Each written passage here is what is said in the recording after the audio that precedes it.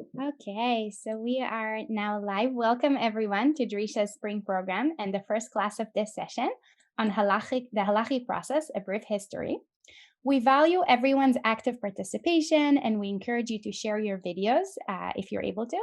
You can also ask questions by unmuting yourself or by putting them in the chat here on Zoom or as a comment on Facebook.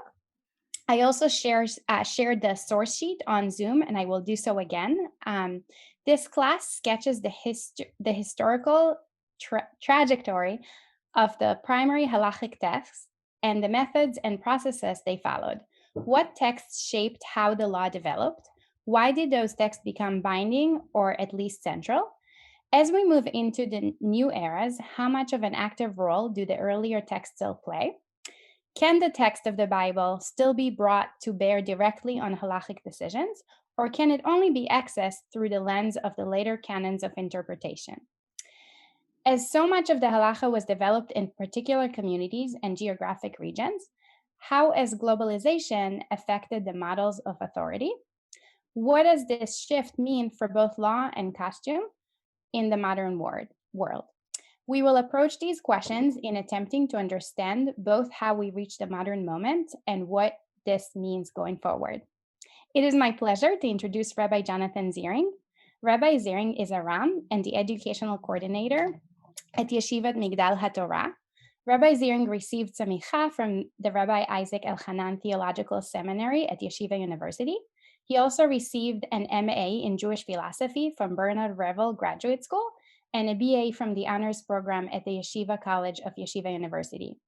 Rabbi Ziring studied at Yeshivat Har Etzion and continued his learning there as a member of the Kollel Gavoa. He was also a fellow at the Tikva Fund and Center for Modern Torah Leadership's Summer Bet Midrash.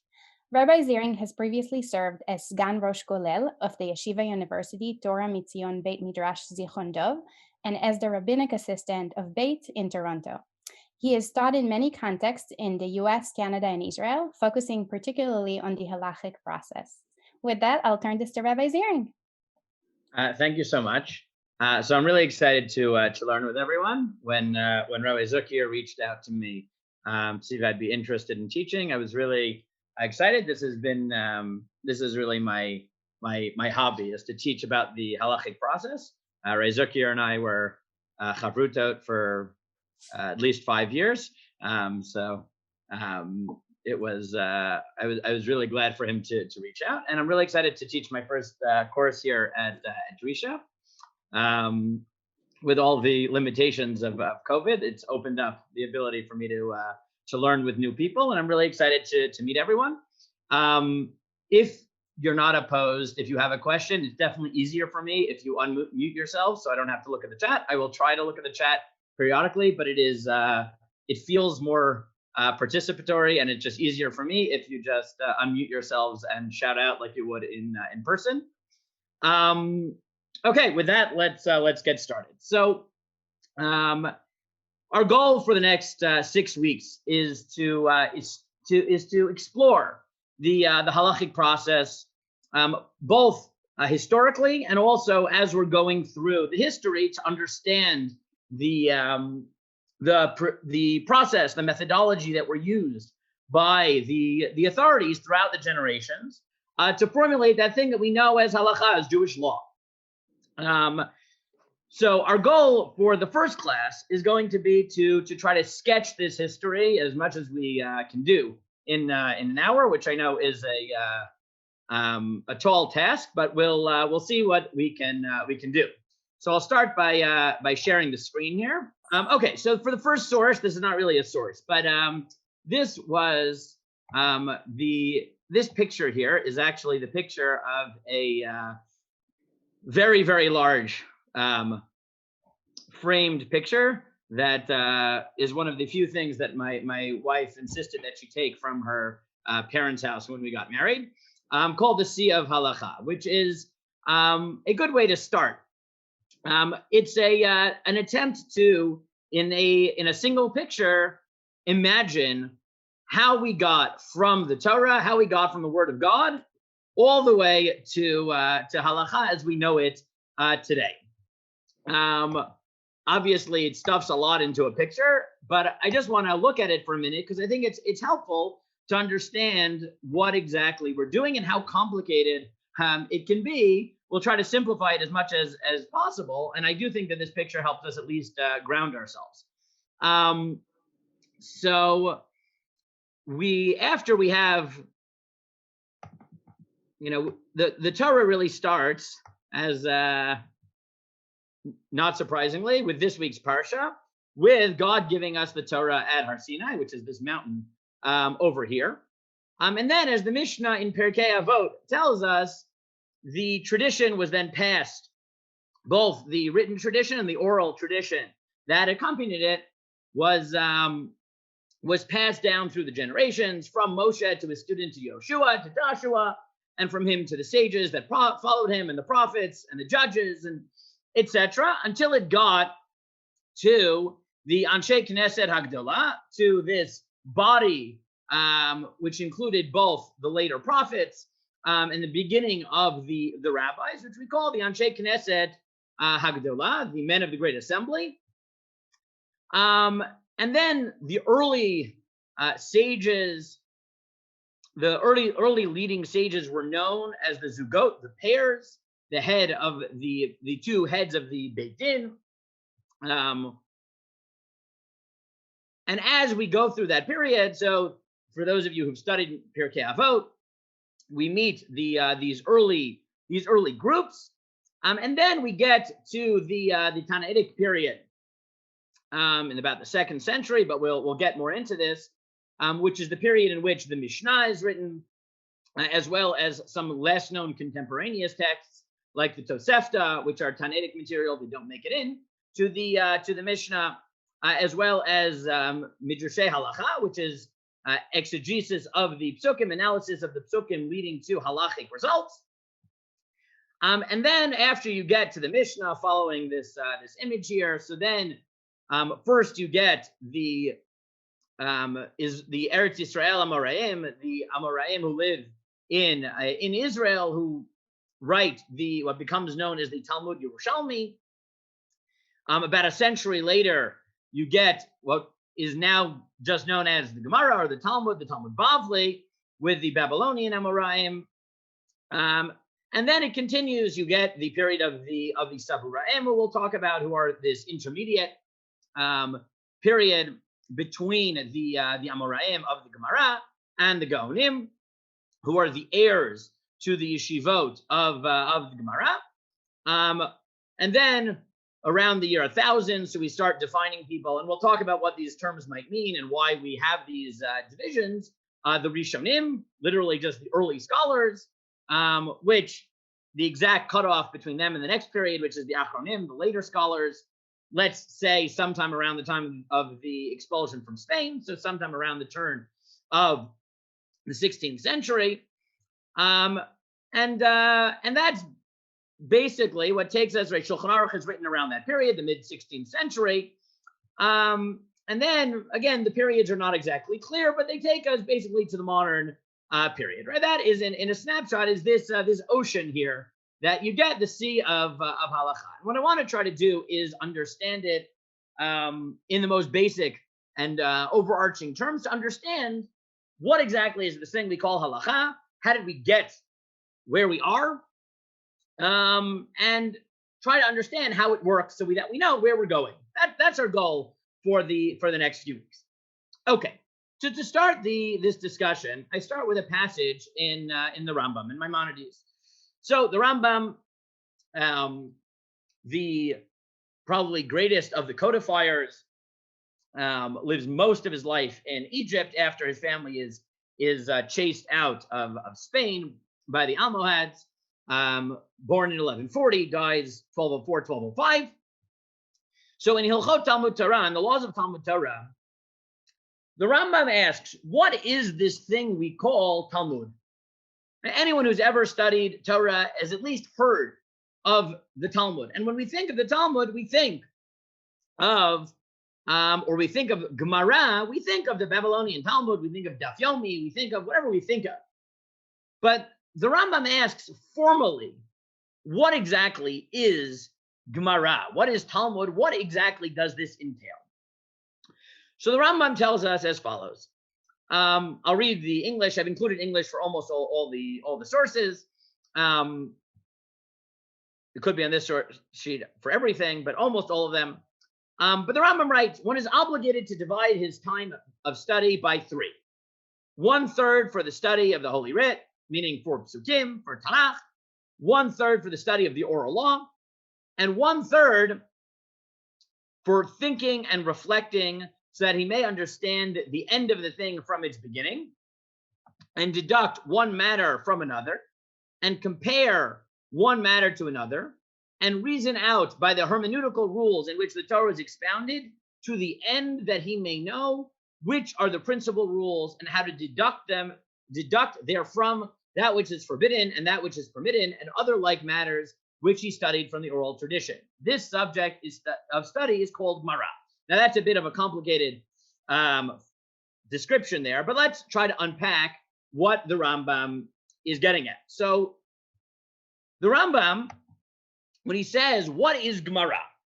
What exactly is Gemara? Besides for the text, right? The text of Gemara, both Gemarot that we have, both the Talmud Bavli and the Talmud Yerushalmi, what exactly are they trying to accomplish? So he says, well, one thing they're trying to do is to make deductions, right? They have laws, they have principles, and then they derive laws in specific cases from the general rules that they have. One way they do that is through analogy, comparing one thing to another. But equally central for the Rambam is that they use the Yud Gimel Midot Shatorah Nidreshet Bahen. They use the rules that some of us say every day in Tefillah, right before we start Psukei de Zimra, the different rules that we have of how to read the Torah, Kal Vachomer, or an A4 Shiorai, a Hekesh, a comparison, and similar rules to derive laws from the written law.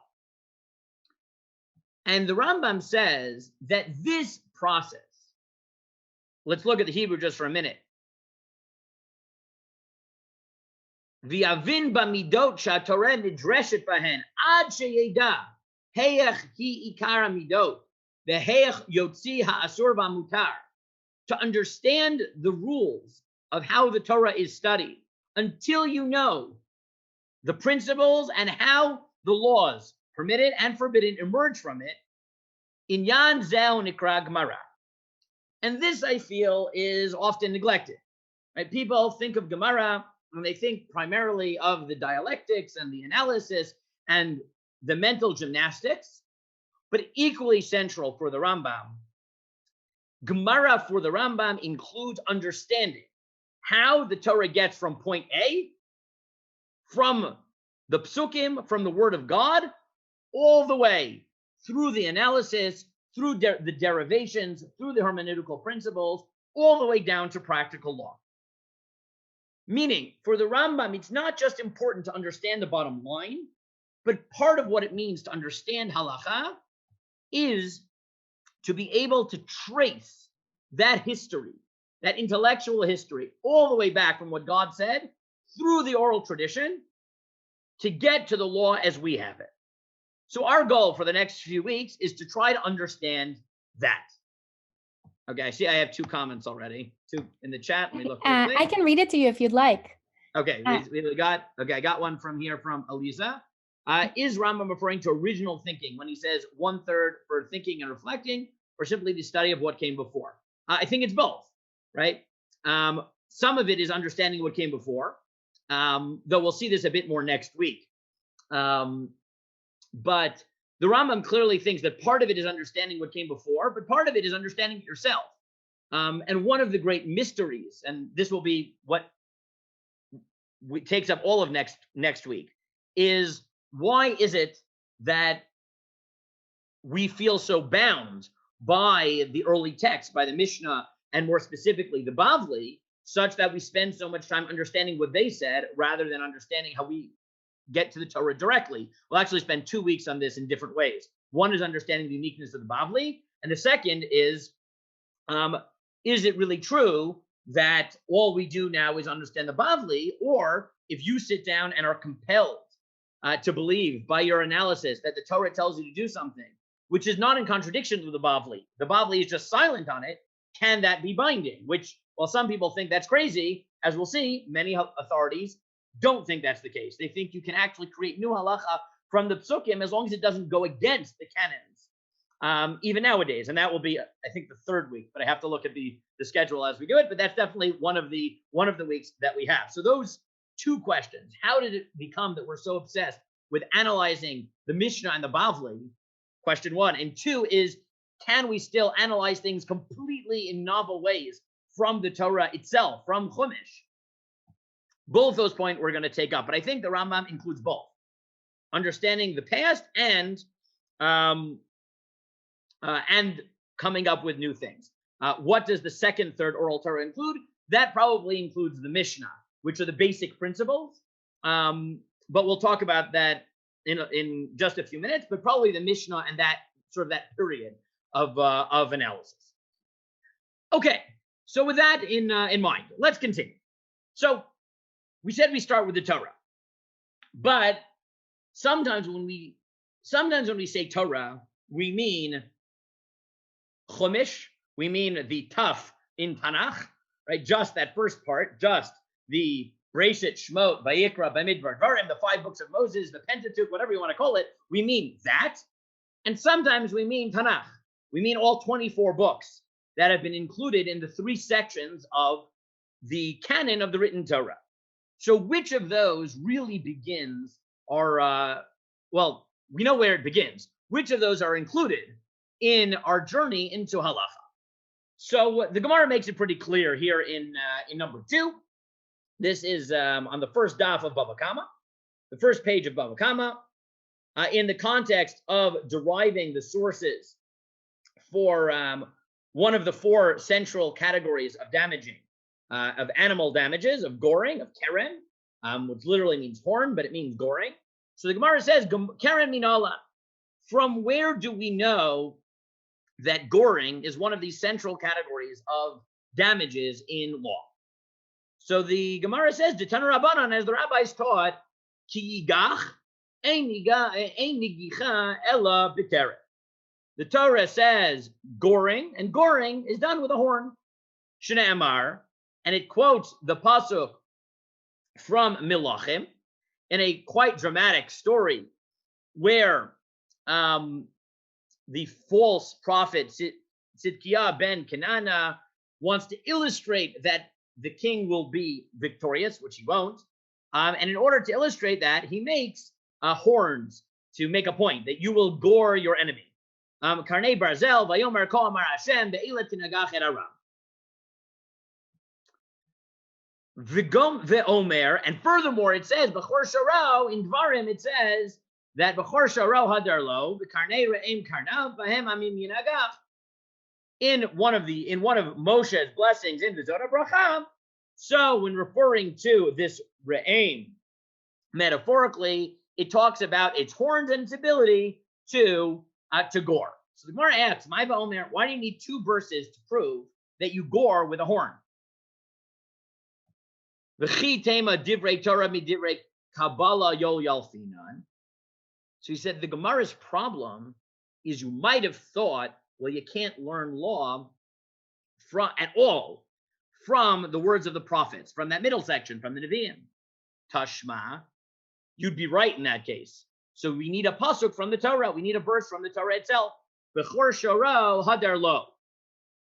V'hai melef hu gilui milta ba'almahu dinagicha bekerenhu. And the verse from the prophets, from Tzidkiah ben Kenana, is only a gilui milta, meaning it reveals, it clarifies, but it's not the source of the law. The real source has to be the Torah, the Chumash, the 5 books of Chumash.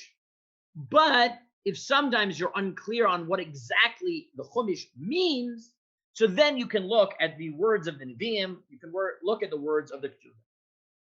So the Gemara here makes a central point, which is the source of everything is not Tanakh, but Chumash, the 5 books of Moses. That's it. After that, Anything after that is not primary Torah law. The words of the Nevi'im, obviously, they inspire us, they motivate us, but they are not independent sources of new law. They can disclose, they can reveal, they can clarify what the Torah means if we have a certain level of unclarity, but they cannot create law. Now, that's not always true. There are cases where they do seem to create law, but it's never quite so clear. So there are certain cases in which Chazal, in which the rabbis see prophetic decrees, in which case the Nevi'im and the Ketuvim are source of law as legislation, as post-Mosaic legislation, of legislation post-Moshe, and maybe even Ketuvim. The exact parameters of this are questionable, but probably the most famous potential case of this is Megillah Esther, where Esther commands that her memory be inscribed and Purim become a holiday, which according to many therefore gives it a unique status where it's neither biblical nor purely rabbinic. It's Divrei Nevi'im, it's of the words of the prophets because it finds its source in Torah. But primarily, law starts in Chumash, and everything after that, including the Nevi'im and the Ketuvim, including the other two sections of Tanakh, are helpful in clarifying those primary principles, but they are not the source for biblical law. So why even cite the Malachim verse? Hi, David. Good to hear from you, even from a text here. So why even cite the Malachim verse? So seemingly, it's clearer than the one in Torah, meaning you could figure it out from the one in Torah, but it's even clearer in the Navi. So it helps, it clarifies, it bolsters, and it's helpful in that sense. But in the end of the day, it's not the source.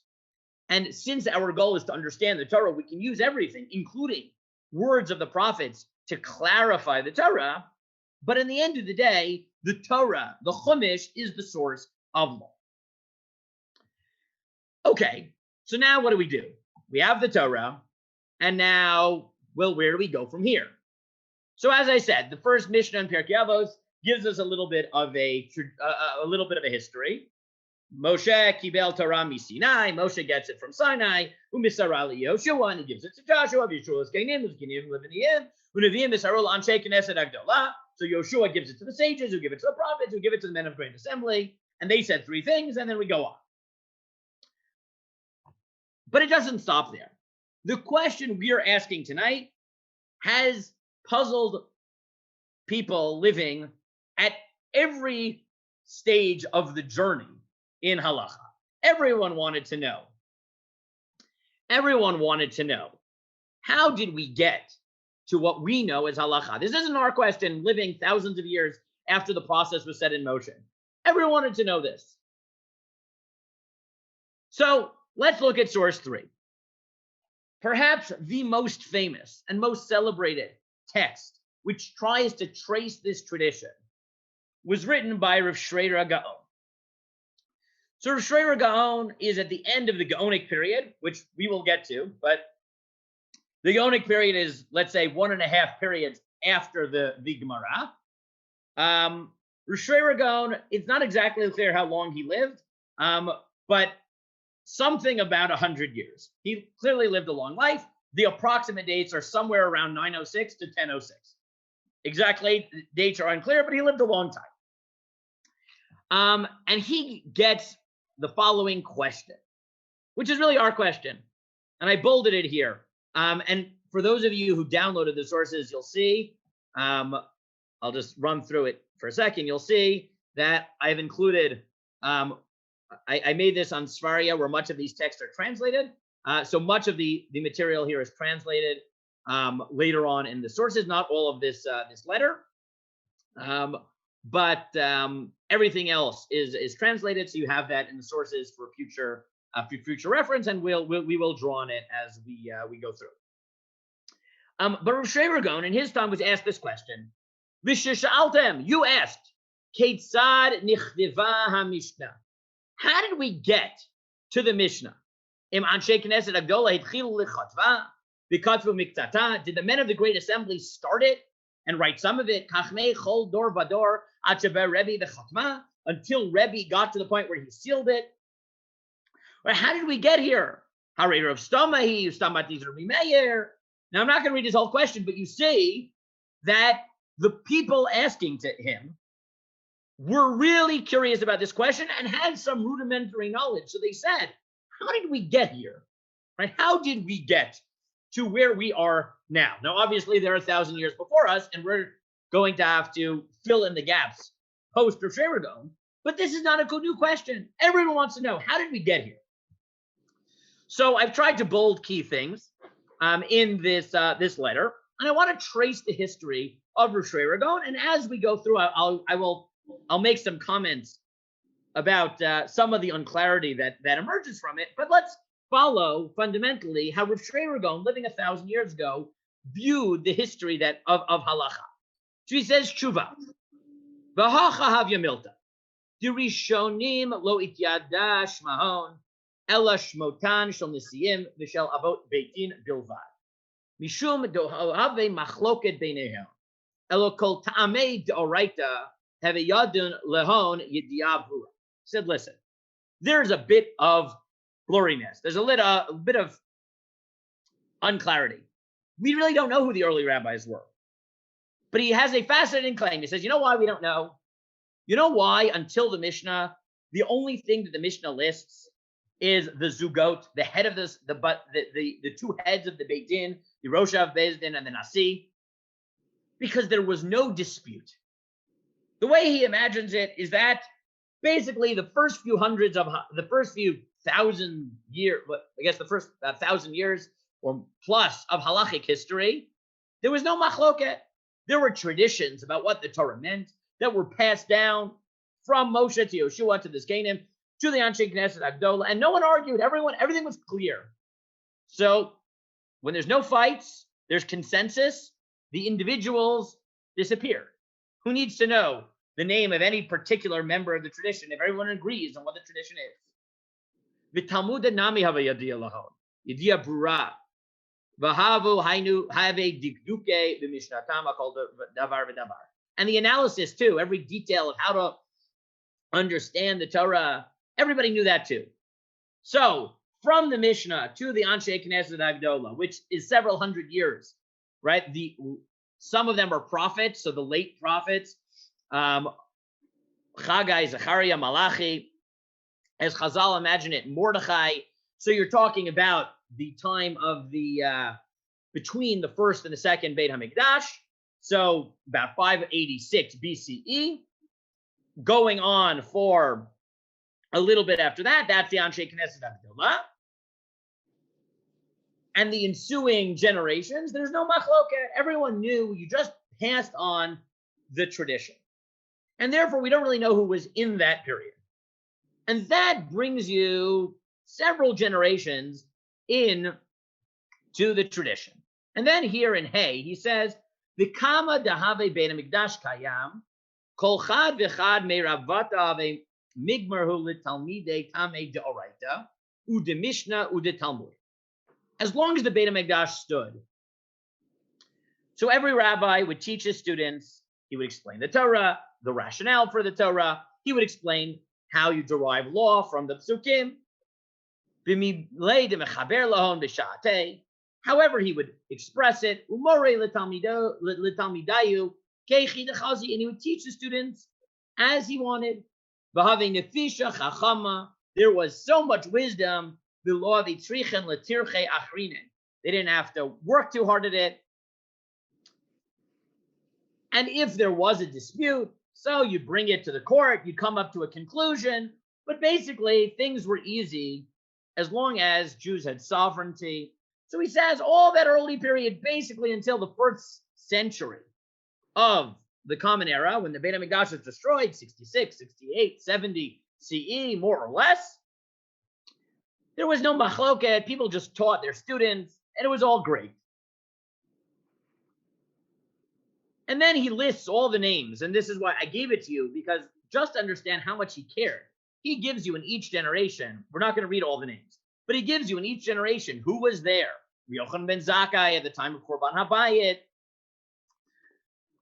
And he keeps going. And after that, during that generation, around Korban Habayit, so around the destruction of the temple, you have Rabbi Yossi Aglili, Rabbi Elazar ben Azariah, Rabbi Yochanan ben Nuri, Rabbi Yochanan ben Broka, Rabbi Chanina ben Tradion, Rabbi Elazar ben Tradion. He just lists name after name. And then he says, V'shanim lehem shayu tamideihem v'chavereihem v'hevim kegon Rabbi Akiva. Right then, there's Rabbi Akiva, etc. Skipping ahead, uv'chol hashanim halalu nitparshu kol halachot shayu tluyot v'chol midrashot. And in all those years, all the laws as they were derived from the Torah were clear. Me'achareyav said agadol shahaya b'chorban habayit. But until the destruction, because once there's the destruction and persecution, so suddenly doubts arise and things get complicated and people forget. And the earlier generations, what they tried to do, even as questions started to arise, was just still in those earlier generations, they weren't trying to add anything. They were just trying really hard.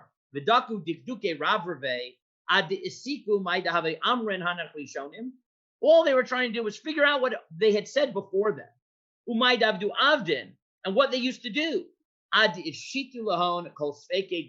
Until they had resolved every doubt that came to them. And all of this was oral. All of this was oral.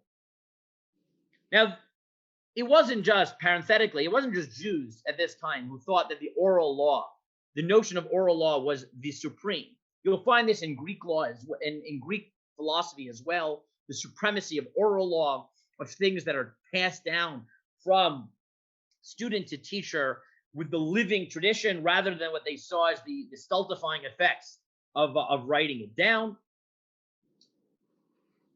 And therefore, he writes, "V'lo avechad min harishonim dekatav mid'am at sof yamav deRabbeinu Hakadosh."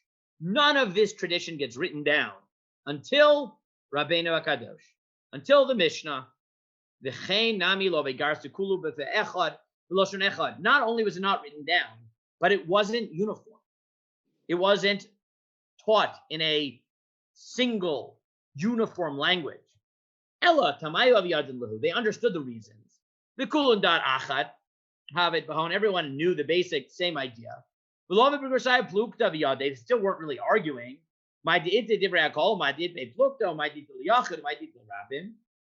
There were certain machlokas, but they knew what those were. But there was no uniform text. There was no single text. They had traditions, they had rationales, they understood the Torah.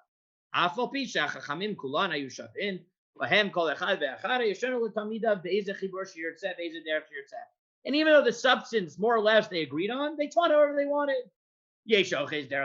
Some people were brief, right? Some understood that brevity was valuable. Like Rabbi Elazar ben Yaakov Kavanaki, where we say about him, everything he said was clean and straight. And there were other people who were less. But then he says, but then differences crept in. And even though they were still basically talking about the same thing, and even though it basically came to the same conclusions, chash dilo nafish ve'ati pasid mine demilta hoil v'chaza dekamemait liba. He sensed that the fountains of wisdom were drying up, people were being persecuted, their wisdom was diminishing, or their ability to withhold the information was diminishing. So it came time to write things down. And this, for Rosh Ragon, is the beginning of the Mishnah. And why Rebbe? Because, as he says, Moshe ad Rebbe lo matzinu Torah udula b'makom echad. Until the time of Rebbe, there was no one who had power and wealth and wisdom and everything that you need to make a drastic change in the Torah, in the way the Torah, and the Gemara actually says that when he wrote it down, this is considered a violation of the law. Because really the oral law is supposed to stay oral. But Rebbe sees that things are starting to get complicated. People are starting to forget it. And as he says, Rabbi Yosef originally there was no dispute, but part of forgetting was Misherabu Talmidei Shammai v'Hillel Shelo Shimchu Kol Tzarchan Rivta Machloket v'Yisrael. It wasn't just people started forgetting, but that led to disputes. And that required writing down and codification. So where are we now historically? I'm going to run here to the end of the source sheet where I also put a chart. While you're running, can I just quickly ask about? Sure, go ahead. So Rebbe wrote down the Mishnah. He wrote the Mishnah, but he left out from the Gemara. We know he left out a lot of Breitot. Yes, we're going to get to that in just a minute. Yes. Okay. So I'll just keep. Yes. So, but where are we? So here, if you look at this, I just found this online, but it's a very helpful little chart. So we had started with the Tanakh, right? We'd moved right to the Tanakh is written here between 1400 BC to about 425 BC. Then we talked about the Anshe Knesset Adola. We're talking about the time ending around the time between the first and the second Beit HaMikdash, going to the second Beit HaMikdash, so 586 to 516 BC, more or less. Then you have this whole 500, 600 year period until you get to the situation described by Rosh Hashanah, where you get to Rebbe. This is the 2nd century, right? This is the Mishnah. And we'll talk about what's in the middle, but eventually we'll get to the Yerushalmi, which is about finished around 410 of the Common Era, and the Bavli, which is around 500. Okay, so that's now the years we have to fill in. Okay, so what else is going on in this period? So as much as Rebbe is codifying it in what we know is the Mishnah, I'm sorry, who talked before? One downside of someone's talking out doesn't know your name. So if you talk out, just tell me who talked. So I just asked. That was somebody else. I was going to ask a question. This is okay. Just who was it who asked about the Breitut, and then I did, Malki. Hi, Malki. Okay. Hi. Okay. Yeah. So we'll see that in just a second. Yes. What did you say? I had a question. Neil, but you said you go by something else. Nachum. I prefer Nachum. Thank you. Okay, Nachum. Yes. So where does the Sanhedrin figure in? Okay, good. So until the destruction of the Beit HaMikdash, part of the reason there isn't machloket is not because people never argued, right? Good you asked that, because now I can clarify it. I should have clarified it before, but I'll do it now. It's not that there wasn't any machloket, because they were still analyzing the psukim and trying to understand what God wanted. They were disputing. The difference was there was no lasting machloket, because as long as you have a Supreme Court, they can adjudicate it, and whatever they say is final. So there may have been disputes within the court amongst the sages, but until the destruction of the Beit HaMikdash and the loss of authority that came with that, so if you had a question and it was unclear, you brought it to the Sanhedrin and they fought it out, but then they came to a decision, and that decision was then passed down. It could be challenged by a later court, but that's about the extent of machloket as Rosh Hashanah conceives of it. So obviously you're talking destruction second Mikdash, just to be clear. Right, and that's why he thinks that there isn't major lasting machloket from, let's say, 586 through 516, the period of the end of the Anshe Knesset Gedola. In the next 600 years, he doesn't think there's lasting machloket that's worth talking about, right? When disputes become lasting disputes, where there is no body in place to make a final decision, no Sanhedrin, no high court, so that's when you get to the Mishnah. Now, you don't just get to the Mishnah. Wait, really one quick question. On the chart that you just showed on the last one, page 13, yeah, you have it separated into biblical Judaism and then Hellenistic Judaism and then rabbinic. So I get. So I didn't make this chart. I found it online. Okay, so that's someone else's opinion of the Judaism prior to. Okay, right? so it is true, right, that in this period we're going to focus on sort of rabbinic Judaism, but it is true that there's a lot going on, right? There's a lot of disputes at that time all the way through Second Temple period of what Judaism is, right? So there are all the sectarian groups, Right. Okay. which we don't even know all their names. There are the Jews that become Hellenized and some of them leave sort of rabbinic Judaism, which is anachronistic, but we'll call it rabbinic Judaism for now. And those who try to reconcile it, right? Like Philo somewhat tries to reconcile it. He's a little bit later, but fine. But yeah, meaning there's a lot going on in this period that's not exactly rabbinic Judaism. Rabbinic Judaism in that sense is anachronistic because rabbinic Judaism is the tradition of the Pharisees, right, which emerges, right, with the Mishnah and the Gemara and the like, and there's still sectarian groups later. So there's a lot going on. But our halacha follows this basic trajectory. So we're going to try to at least get the history down of that. Obviously, right, understanding sort of the ancient world and all the other Judaisms that emerged, the Judaism that became Christianity, right, all that's going on there, right, in those hundreds of years, there's a lot going on. But that doesn't have that much influence in halacha, at least not directly in terms of how it's conceived. Is there no Sanhedrin after the destruction of the Second Temple? There are sort of not with the same authority, because the authority has to come from sitting in the Beit HaMikdash. But there are acting high courts essentially in Yavne, right, in the immediate period following the destruction of the Beit HaMikdash, which eventually will go up to we'll move to different places in Sipari and different places in the Galil.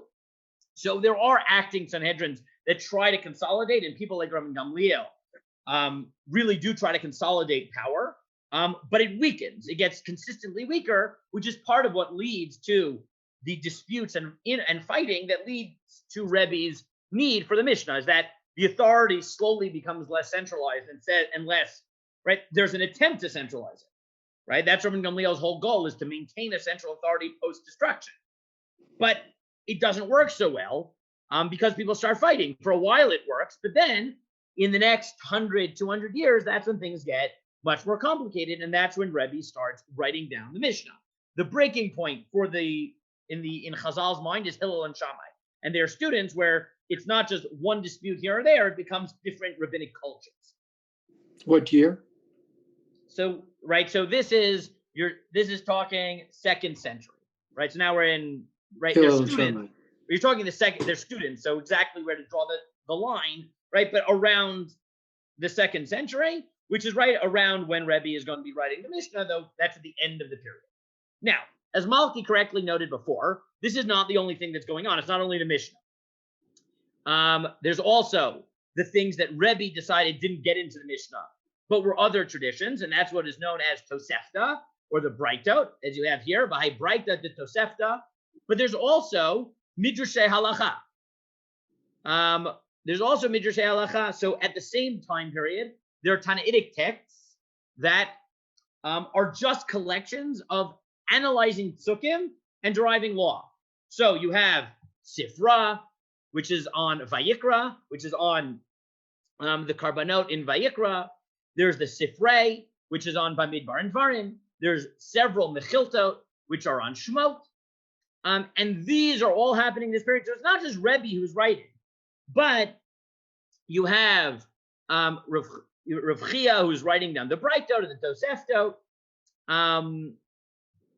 And you have Rabbi Ishmael and Rabbi Akiva, who are writing down Midrashei Halakha. And it's not entirely clear. Breitot are understood in two ways. Either they are simply other Tanaitic traditions that didn't make it in the Mishnah, or they're actually ancillary Tanaitic traditions that are trying to understand the primary Tanaitic traditions in the Mishnah. Now he asks, well, if they're important, so why did Reb Chia write them but not Rebbe? Right? If these are Tanaitic traditions, why do they make it into the outside books of the Breita and not the Mishnah? Which is his question here in Lamed Tet. Why didn't Rebbe write it? So he fell, and he's according to him, Rabbi wrote down Kol Masher Shani B'Yomav Arichin Milev Et Akron. He wrote down the things that were clear, that were the most expounded, but not everything, not every detail. That was left to Reb Chia in the Mishnah. And at the same time, as I mentioned, there's the Sifra Darshi Bikrai Ninhu, Vechi Remize Hilchata Bikrai. How do laws come out of the Psukim? So all these central texts are around there. This year 200, all around then. All these are being developed. The Mishnah, which is Rabbi, Reb Chia, the Brightot, and these collections of Midrashei Halakha, understanding the law, Sifra, Sifrei, etc. That goes on for about 2 centuries, right? And the traditions are expounded and argued on. And in the beginning of the 5th century, about 410, so the Amoraim, which is the next period, collect the traditions in Eretz Israel, in Israel, and their traditions are codified into Talmud Yerushalmi. 100 years later or so, the traditions of Bavel, which are running in parallel but slightly later, get codified into the Bavli.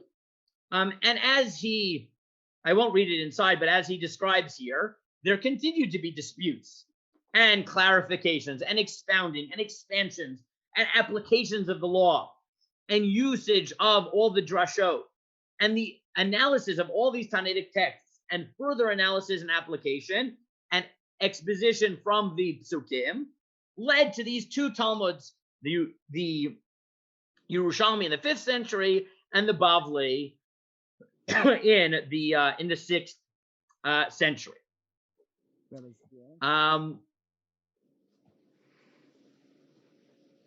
Hi, Rabbi Ziring. Yes. It's Eli Nyman. In terms of halacha and history, how does Hanukkah and various other takanos fit in, like various rabbinic decrees like Hallel? So, right, these are a little bit unclear, right? Meaning Hanukkah obviously has its authority in its historical moment, which is much earlier, but Chazal imagine it as rabbinic, right? Because it's it's too late. It's in the period of the second Beit HaMikdash, at which point we don't view biblical laws coming into place. But as I said, right, there is that unclarity whether things in that period are merely rabbinic or some sort of super rabbinic category of Divrei Nevi'im. There are these certain things that are emerging in those earlier periods which seem to have a certain unique standing, but they're still not conceptualized as biblical because they're too late, right? They're just not in the biblical period. And then obviously there are things in the classic rabbinic period which are purely rabbinic, have no sort of quasi earlier status. Okay. So, as he says, but analysis going every generation. And after the 2 Talmuds, and next week we'll talk about the exact differences and why the Bavli became as important as it is. He says, each generation added halakhah and analyzed and continued to analyze. And after the close of the Talmud, there's this period he calls he said the end of the Gemara is the end of new law, the end of new rabbinic law, sort of. But then there's this period called the Savuraim, which are sometime after the Talmud and before the Gaonim. Now, historians are very unclear on what actually happened then, because the way Rav Sheragon imagines it was the Gemara was closed, and then the Gaonim just started at some point. So he fills in the gap and says there were several hundred years where basically the Gemara or the Sakim of the Gemara were being edited and put together, and that's the Saburaic period. Historians argue whether there actually was a Saburaic period in that sense, or really the line between the end of the Gemara, the dynamic end of the Gemara, and the Gaonim is a little bit blurrier.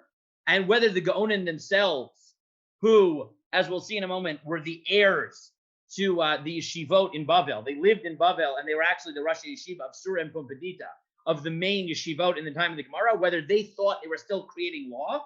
So it's not clear whether there's actually a period of the Saboraim, or there's this sort of transition from the Saboraim to the Gaonim. And then we move in the last centuries of the first millennium to the Gaonim. And what's fascinating in Rav Shlomo Gaon is that Rav Shlomo Gaon doesn't stop his history with the Gemara or even the Saboraim. He goes on and gives you the year of birth and death of every one of the Gaonim before him.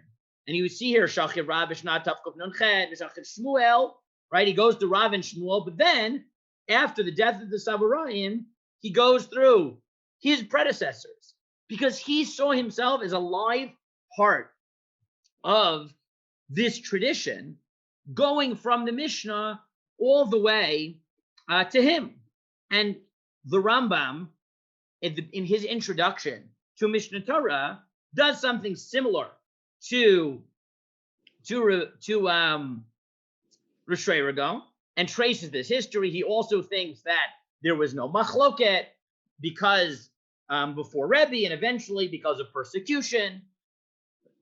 So that led to the writing down the Torah. But what I wanted to show you here in 6 is that the Rambam, it's so important for him to show you this history that he traces what he sees as the 40 steps from Moshe to him, right? And he goes backwards, right? He goes backwards, right? If you start backwards, it's Moshe, we'll go backwards from men. Moshe, Yeshua, Pinchas, Eli, Shmuel, David, Achia, Eliyahu, Elisha, Yehoyada, Zechariah, Hosea, Amos, Yeshaya, Micha, Yoel, Nachum, Chavakuk, Tzvanya, Yirmiyah, Baruch, Benariah, Ezra, Shimon HaTzadik, Antignos, the 2 Yosefs, Yoshua, Benita, Yehuda v'Shimon, Shmaya, Naftalion, Hillel and Shabai, Reb Shimon, Ben Gamliel, Rabban Gamliel, Reb Shimon his father, Rabban Gamliel his father, Reb Shimon his father, okay, etc.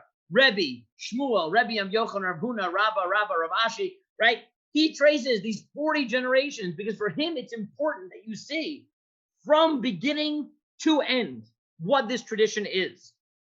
And the Rambam makes it clear that what is part of this tradition, it's not even just what you think law is. And he says here, what counts? What is this rabbinic tradition that I've now traced for you for thousands of years? What is it? It's Haminhagot, Hatakanot, Shehitkino Shenagu B'chol Dor V'Dor. It includes not just the decrees, but every custom that became formalized in every generation. All of that for the Rambam is incorporated in the generic mitzvah in the Torah, lo tasur. Do not turn from the words of the rabbis. Mikol asher yagidu lecha yaminu small.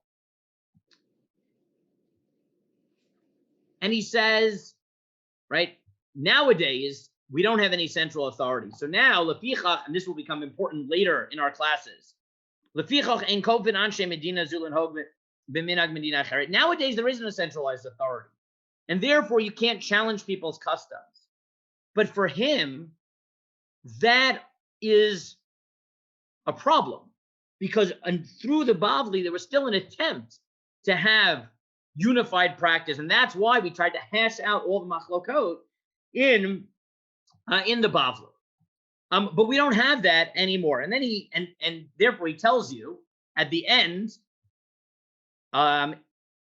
in this age, with afflictions mightily intensified, the pressure of the hour weighed heavily upon everybody, when the wisdom of our wise did perish, and all the etc.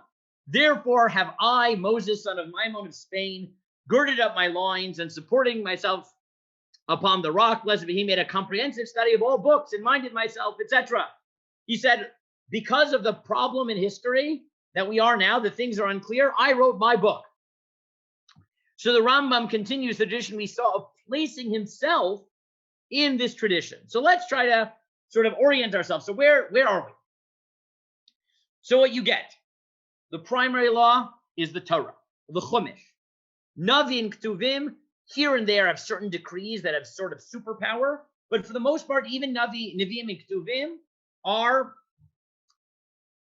explaining what there is in Chumash.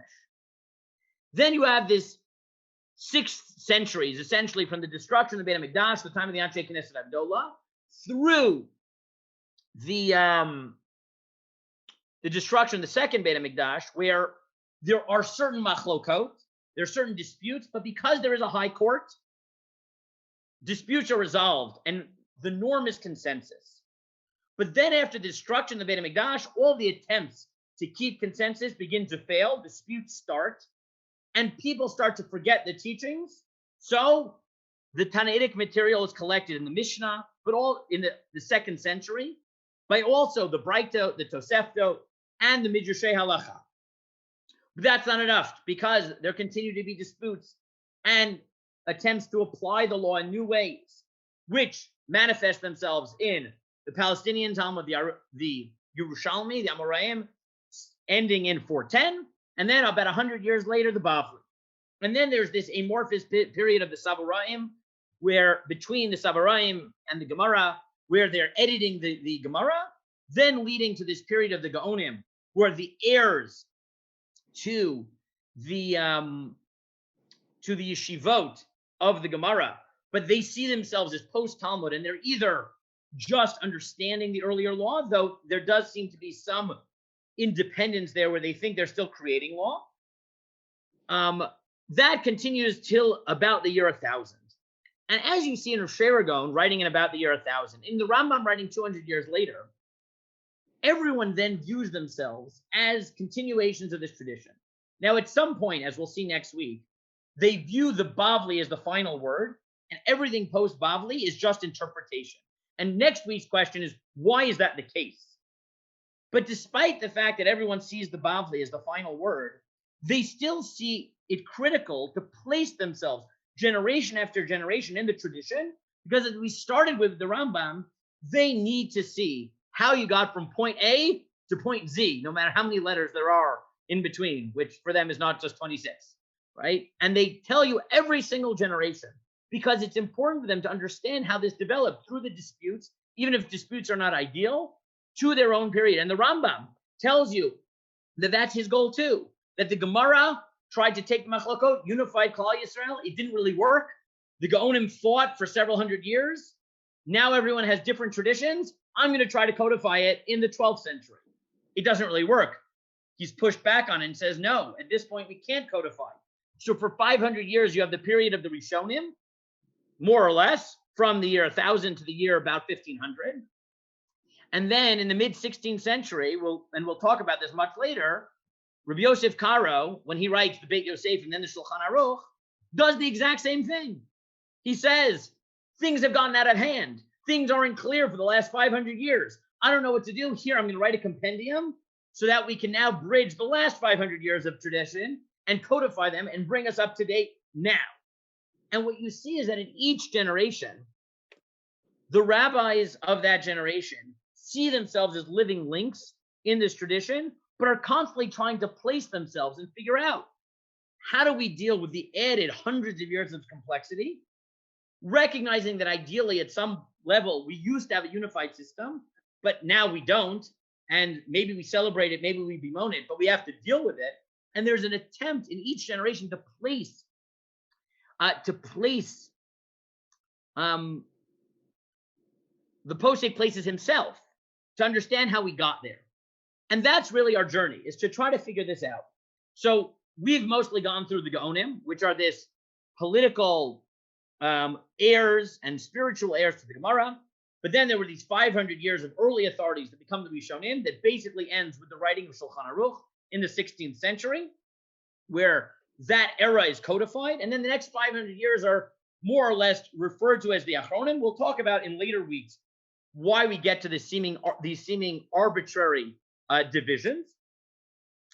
But with that, we conclude in our basically snapshot tour of how we got to at least through the Gemara to the Gaonim, and basically to the period where people start to collect and codify. We will come back in greater detail, as I said, next week to the question of why the Bavli. why is it that the Bavli seems to be this breaking point, where post-Bavli, Rav Shreira Gon Rambam, everyone is just figuring out not how do we create new law, but how do we understand the Bavli, and what is our relationship to it? Why is that true? And again, in later weeks, we'll also figure out, is it true? Or do we still derive new law from the Psukim? And we will also more in-depth zero into the period of Shulchan Aruch, which seems to be the next great printing moment in the 16th century, when the printing press allowed the explosion of codification, which was then disseminated widely. We'll have to examine that period. But today, hopefully, at least we got a bird's eye view of that first sort of several thousand years until we got to that point. And in the coming weeks, we'll zero in on some of the methodological and historical issues as we continue in this tour of history. I see I have a few questions. So theologically speaking, there's a monolithic solidity of opinion, because when you refer to that chart with Torah, okay, good. So you're referring to Torah Sheba'al Peh. I mean, we theologically believe Torah Sheba'al Peh was given too. So obviously the beginnings of that oral tradition are held in some uniformity down through the time of the Sanhedrin. Right. So first of all, right, that's an important machloket, where the Rambam and Rav Shreira Gon seemingly think that a monolithic tradition is really the ideal. Not everyone agrees to that. Many believe that that's not the ideal, and actually celebrate the disputes. But mostly that's within understanding this history, right? I mean, that's a perspective question on the history that preceded it.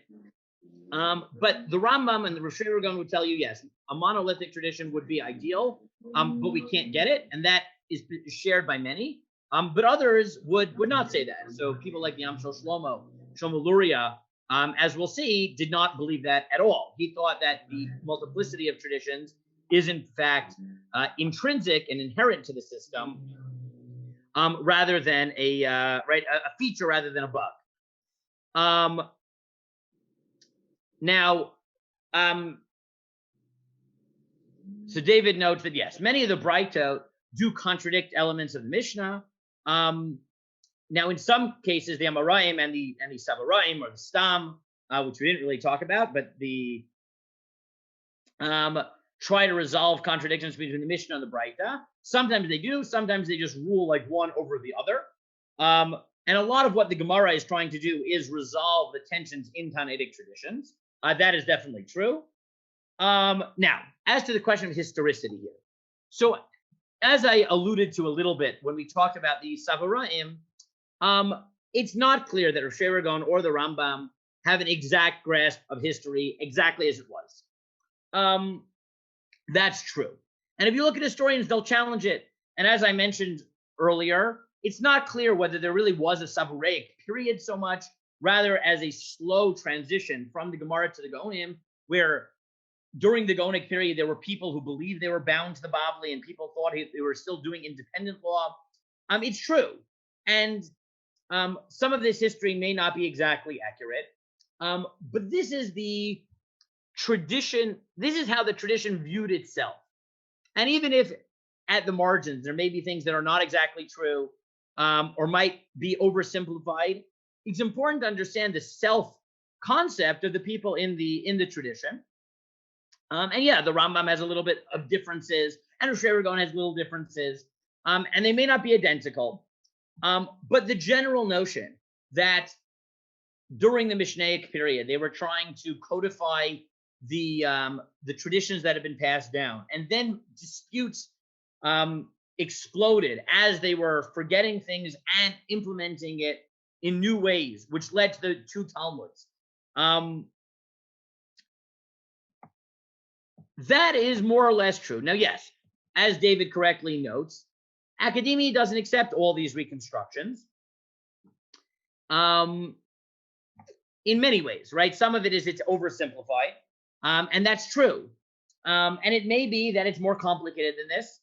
in many ways, right? It may be that machloket was inherent to the system earlier, right? That dispute was earlier, and this history, obviously, as we already mentioned before, briefly in Malki's question, it overlooks the influence of sectarian traditions that were living at the same time, which, if you read Rosh Hashanah and the Rambam, you wouldn't know that it had any influence on rabbinic Judaism, but obviously it did. A lot of rabbinic Judaism was in conversation or opposition to these traditions, and this history doesn't describe it.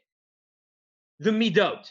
So there is a machloket amongst the academics. Do we accept the rabbinic sort of self-conception that the midot are passed down from Sinai, or are they things that emerge later? And if they emerge, when exactly do they emerge? And yes, it's true that to pin down the exact history, rather than just the simple version as presented in Rosh Hashanah and the Rambam, is much more complicated. And yes, the exact differences between the different traditions of Rabbi Kiva and Rabbi Shmuel, when exactly they emerged and what are the differences, that's also complicated. And yes, my goal today was not to necessarily give you exactly right. Look, we could spend weeks, and we're already a little bit over time. We could spend weeks going through every line of Shurgon and figuring out what's right historically, what's not.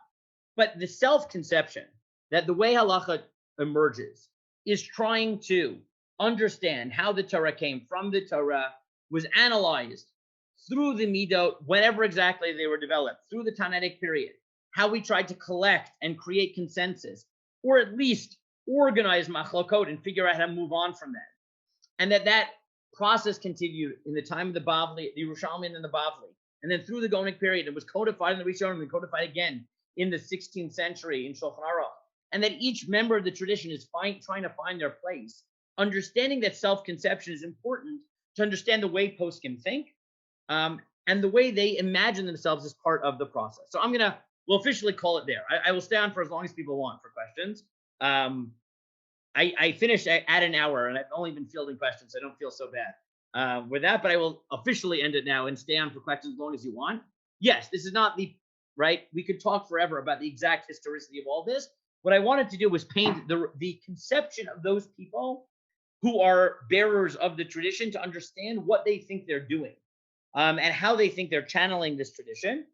And in that sense, Shreira and the Rambam are classic presentations, even if, as we have alluded to, and now more, said more explicitly, the exact historicity is often called into question. Okay, I'm going to stop there, but like I said, I'll stay around for questions as long as people want. And again, next week will be the question of how we got to the Bavli as the text from which we derive halakhah. That is going to be our goal for next week. Same time, same place, or virtual space, or whatever you call it. Okay, well, thank you for coming and learning it. It's been fun, and like I said, I'm around for as long as people have questions. So I have a question. It's yes. Nachum again. Sorry to be so persistent. Firstly, excellent presentation, and thank you. I guess when it comes down to it, trying to understand what's binding and what's not binding in terms of, authority. So, what roadmap does that become for us today? Like by the time of Shulchan Aruch, you also have a Ramah. And but the so different... this is so right to give I'm not even sure how much of the were the actual, I know the description is on the course, but are the actual breakup of the weeks, is that included on the description? I'm not even sure, but so my mandate for this class was to try to focus on process insofar as we can understand it through history. So to give you a sort of a view of what's coming. So next week will be the question of why the Bavli is binding, to the extent that we assume it is, but why do we assume that it is? Both Gemara in general and Bavli in specific. How does that happen? I think this is week 4. but I have to look at the exact way we ordered this. We're going to talk about jumping ahead to the 16th century, which is what happened during that period of codification. Why is it that specifically in the 16th century, these codes emerge? And what exactly do the codifiers think they're doing? Do they think they're writing law for everybody?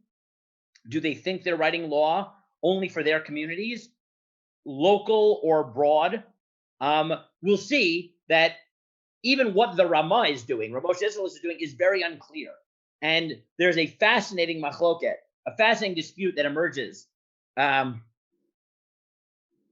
immediately after the Ramah is published between one of his contemporaries and not the Ramah, but the printers, where a rabbi takes on the printers and says, you are misrepresenting what the Ramah is even trying to do in favor of printing in favor of sales. You're pretending that the Ramah is doing something that he's not to make it a bestseller internationally rather than a local bestseller. And the question of what happens in the 16th century is important. And it's going to be the beginning of our discussion of, well, what happens, whatever they thought they were doing, which was sort of the beginning of, because of the expulsion, the beginning of the breakdown of local communities. What does that teach us about the 20th and 21st century when globalization hits the Jewish community even more? And what does that even do to the earlier structures that was set up by the codifiers in the time of the Shulchan Aruch? So this is our goal. So week 4, I think we devoted 2 weeks to this question out of the 6, which is what is going on during the codifying period? How did globalization, which was enabled through the expulsion and through printing, how did that affect it? And what does that teach us about the greater globalization of the 20th and 21st century? That's 2 weeks of the course, but I don't remember if it's week 4 and 5 or 5 and 6. But that is our goal, right? Those are on our agenda. So it's understanding the Bavli, whether we still derive things from Sukkim, what's going on in the period of the codifiers, how do we deal with globalization in the 20th and 21st century? I have to look at exactly how we divided it, but all that is on the agenda for the next 5 weeks. So it's an excellent question, Nachum, and that is exactly where that's where we're going with this. But it'll be a journey. It'll be a journey to get there, which we have to take for the next few weeks, and hopefully by the end, I can't promise you clarity. I can promise you we will understand what we don't understand. At least that's my goal by the end of it, because a lot remains mysterious, but hopefully we'll understand why it remains mysterious when we get there. But that's our goal. But you will have to hold on tight, because that'll be in like 3 weeks from now. And we got a ways to go before we get there. Next week is we're focusing on the 4th and 5th centuries. So and the Bavli. So we got time. Okay, well, thank you, everyone, especially people who ask questions. I'm still sticking around, but I really do appreciate questions and people pushing me. I see there's more comments here. Oh, that's okay. Yeah, excellent. Yes, huge topic. Yes, it is a huge topic. This is our framework. Yes, exactly. I'm glad that it got across this is a framework and not exhaustive of all the history. That's my goal for this week. Hopefully the pictures are a little bit helpful. If you get lost, you can always go back to the pictures, at least more or less orient yourself, which is why I included them. The sources in future weeks are shorter because, I'm going to focus much more in detail on it. And, rather than try to get a snapshot of thousands of years, we're going to take smaller periods. So hopefully that works. Okay, well, thank you for it. Okay, so thank you again, Rabbi Ziring, and thank you to everyone who joined us today on Zoom, on Drisha Live, and on Facebook. We continue our spring program tomorrow, Tuesday at 8 p.m. with the first class in a series on the laws of Nida with Rabbanit Leah Serna and Rabbanit Tzar Wolkenfeld. And on Wednesday this week, we continue with the first class in the series of Profiles in Psak, which will be hosted by Dr. Devorah Steinmetz, and will highlight a different guest speaker at each class. In addition, we have many more classes happening right now. You can find out more information as well as the registration links on our website at www.drisha.org/classes, or you can watch live at www.drisha.org/live. Thank you again for this opportunity to learn with you, Rabbi Ziring, and thanks again to everyone who attended. I will see you next Monday at 1 p.m. for the continuation of this class, and we hope to see you at other classes here at Drisha. Okay, thank you so Bye, much, everyone. It's been fun. Like I said, feel free Thank to you. follow up with me, and I look forward to seeing you next week. Wonderful. Bye-bye, everyone. Okay.